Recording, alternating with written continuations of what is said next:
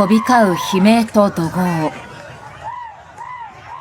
イラン国営メディアはホルムズ海峡にほど近い南部のミナブの女子小学校にミサイル攻撃があり、これまでに女子児童ら40人が犠牲になり、他に48人が怪我をしたと伝えています。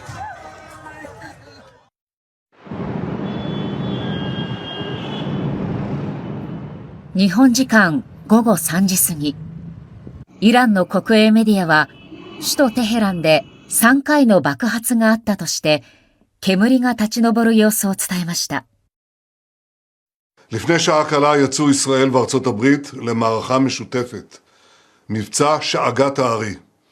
אני מבקש להודות מעומק ליבי לנשיא ארצות הברית דונלד טראמפ, לעם האמריקני, לצבא האמריקני. イスラエルのネタニヤフ首相はアメリカと共にイランに攻撃を開始したと明らかにしました。アメリカのトランプ大統領は A short time ago, the United States military began major combat operations in Iran.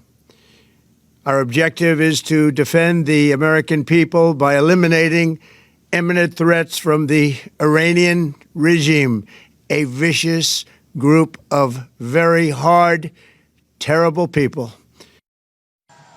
トランプ大統領は SNS でアメリカ軍も攻撃を開始したと明らかにしました。そもそもの当事者はイランとアメリカです。